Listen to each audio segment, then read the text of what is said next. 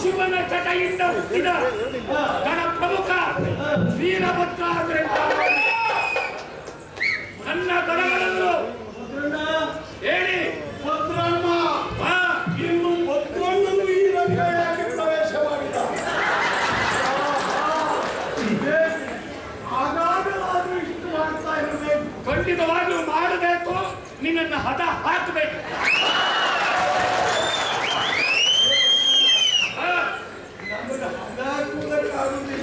ಅದು ನೋಡುವ ಮುಂದೆ ನೋಡುವ ಒಂದು ಹೊಂದಾಣಿಕೆ ಮಾಡಿಕೊಳ್ಳೋಣ. ಏನಂತ ಆ ಕಾಲದಲ್ಲಿ ಹೌದು, ಆದ್ರಿಂದ ನಾನು ಕಡೆಯಿಂದ ಹುಟ್ಟಿದವ, ನಾನು ಭಸ್ಮದಿಂದ ಹುಟ್ಟಿದವ. ಇಬ್ಬರಿಗೂ ಹುಟ್ಟಿನಿಕೆಯಲ್ಲಿ ಸಮಾನತೆ ಇದೆ, ಆದರೆ ನಿನ್ನ ನಡವಳಿಕೆಯಲ್ಲಿ ನನಗೂ ನಿನಗೂ ಸಾಮ್ಯತೆ ಇಲ್ಲ. ಸುಧಾರಿಸಿಕೊಳ್ಬೇಕು. ಯಾಕೆ ಗೊತ್ತಾ? ನಿಮ್ಮ ಆ ಕಾಲದಲ್ಲಿ ನೀವು ಮೊದಲು ಹುಟ್ಟಿದವರು. ಹೌದು, ನಾನು ನಿನಗೆ ಅಗ್ರಜ, ನಾವು ಇತ್ತೀಚೆಗೆ ಹುಟ್ಟಿದವರು. ಹೌದು. ಆದ್ದರಿಂದ ಹುಟ್ಟಿನಲ್ಲಿ ಸಾಮ್ಯತೆയുള്ള ನಾವು ಒಂದು ಹೊಂದಾಣಿಕೆ ಮಾಡಿಕೊಳ್ಳೋಣ. ಏನು ಹೊಂದಾಣಿಕೆ? ನಮ್ಮ ಕೈ ಜೊತೆ ನಿಮ್ಮ ಕೈ ಜೋಡಿಸಿ ನಾವು ಸುಧಾರಿಸಿಕೊಳ್ತೇವೆ. ಹೊಂದಾಣಿಕೆ ಮಾಡೋದನ್ನ ನಾನು ಒಪ್ತೇನೆ. ನಮ್ಮ ಜನ್ಮಕ್ಕೆ ಕಾರಣರಾದ ಶಿವನ ಅಡಿಯಲ್ಲಿ ನೀನು ಕ್ಷಮೆಯನ್ನ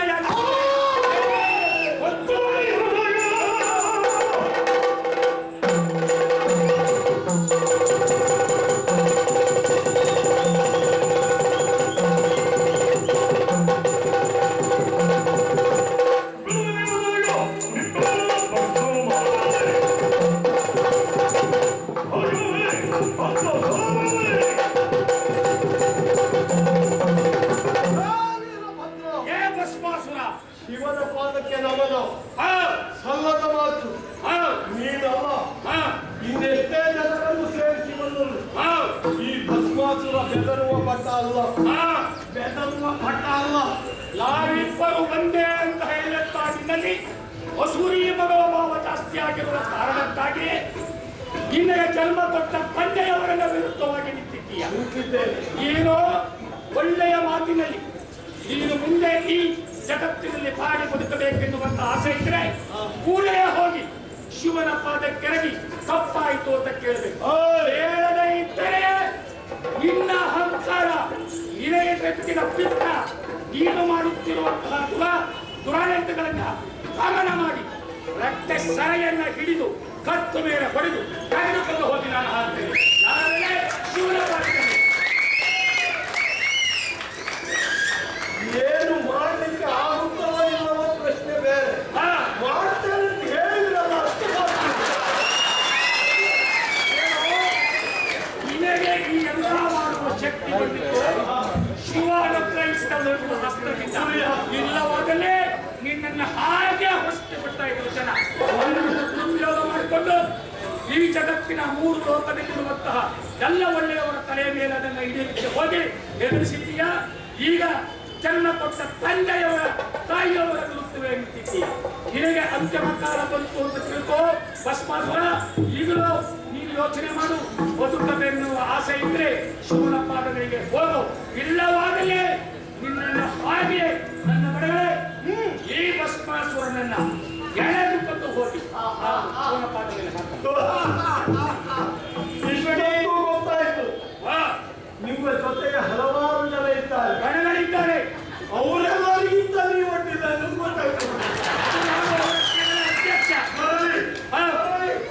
ಅಷ್ಟೇ ನನ್ನ ಮಾತಿಗೆ ಒಪ್ಪೋದಿಲ್ವೋ?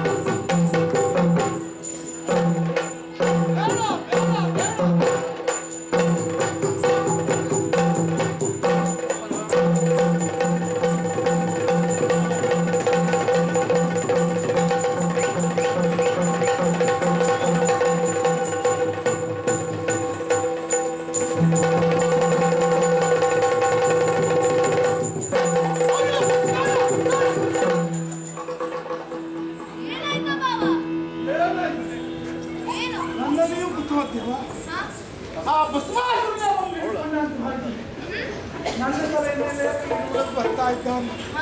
ಬಾವ ಈ ಪ್ರಕರಣ ಸುಮ್ಮನೆ ಮಂಗಳವಾರ ಹಾ ನಾನು ಯೋಚಿಸಿ ನೋಡ್ತೇನೆ.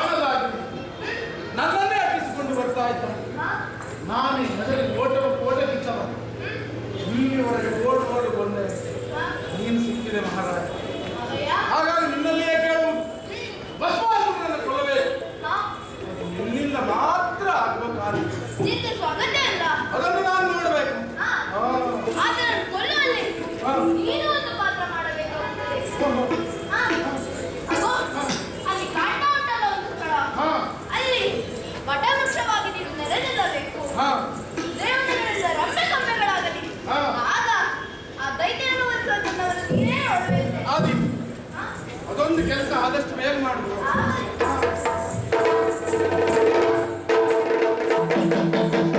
ಭಸ್ಮಾಸುರನ ನಾಶವಾಗಬೇಕಾಗಿದೆ. ಹಾಗಾಗಿ